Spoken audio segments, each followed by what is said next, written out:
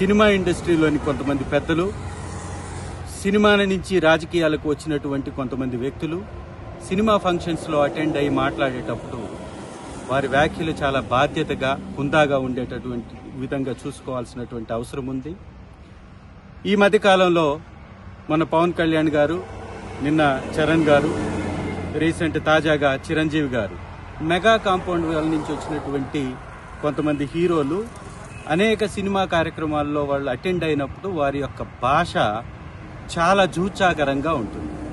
పరోక్షంగా వైఎస్ఆర్ కాంగ్రెస్ పార్టీని కించపరిచేలాగా, వైఎస్ఆర్ కాంగ్రెస్ పార్టీలోని ఎమ్మెల్యేలని, మంత్రుల్ని, గతంలో పనిచేసినటువంటి నాయకుల్ని, మా అధినాయకుడిని కించపరిచే విధంగా వారి యొక్క వ్యాఖ్యలు ఉంటున్నాయి. వాటిని వారు కాకపోయినా పక్కవారు చేస్తున్నా కానీ వారిని ఆపకుండా ఇంకా ప్రోత్సహిస్తున్నటువంటి పరిస్థితి కనపడుతుంది. ఇది సినిమా ఇండస్ట్రీకి చాలా ఇబ్బందికరమైనటువంటి పరిస్థితి తీసుకొచ్చే అవకాశం ఉంది. ఎందుకంటే సినిమా ఇండస్ట్రీ అనేది అందరి యొక్క కలయిక, కొందరి కోసం పెట్టినటువంటి ఇండస్ట్రీ కాదు అది. సినిమా ఇండస్ట్రీ ఈ విషయం మీద జాగ్రత్త పడాల్సినటువంటి అవసరం ఉంది. ఇంటర్నల్గా చర్చించుకోవాల్సినటువంటి అవసరం అంతకంటే ఉంది.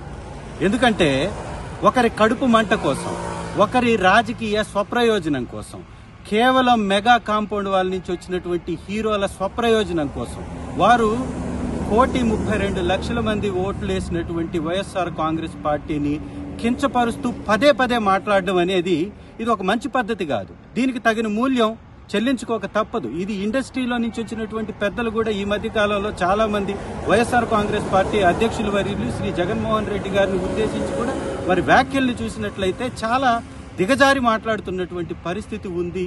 ఇది ఖచ్చితంగా దీన్ని సవరించుకోకపోతే చాలా పెద్ద ఇబ్బంది జరిగేటటువంటి అవకాశం ఉంది. ఎందుకంటే సినిమాలో ఎమోషన్స్ ని మీరు చూపించినట్టే పార్టీలో ఉన్నటువంటి మాలాంటి స్వాభిమానం కలిగినటువంటి నాయకులకు కూడా ఎమోషన్ ఉంటుంది. మా నాయకుడి కోసం మేము నిలబడతాం. కాబట్టి మీరు మాట్లాడేటటువంటి మాటలు హుందాగా లేకపోతే తగిన మూల్యం మీరు చెల్లించుకుంటారు.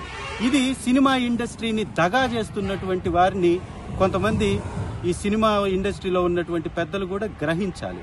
ఇది కొంతమంది కోసం ఇండస్ట్రీ అన్నట్టుగా వారు మాట్లాడుతున్నటువంటి విధానాన్ని కూడా గమనించాల్సినటువంటి అవసరం ఉంది. ముఖ్యంగా 40 సంవత్సరాల నుంచి తెలుగుదేశం పార్టీ నుంచి చాలా మంది సినిమా ఇండస్ట్రీ నుంచి రాజకీయంలోకి వచ్చారు. సినిమా నేపథ్యం ఉన్నటువంటి తెలుగుదేశం పార్టీలో ఉన్నటువంటి వాళ్ళు కూడా ఎవ్వరూ కూడా ఈ రకంగా దిగజారి మాట్లాడలే. చాలా మంది మంత్రులయ్యారు, ముఖ్యమంత్రులయ్యారు. కానీ మిగిలినటువంటి పార్టీల్ని ఈ విధంగా కించపరిచే విధంగా సినిమా స్టేజ్ల మీద మాట్లాడలేదు. రాజకీయ వేదికల మీద ఎలాగో మాట్లాడుకుంటాం, మళ్ళీ సినిమా ఇండస్ట్రీని కూడా దీనికి వాడేసి లాగేసి ఉపయోగించుకుందాం అనేటటువంటి కొంతమంది వ్యక్తుల నుంచి సినిమా ఇండస్ట్రీ దూరంగా ఉండాలి.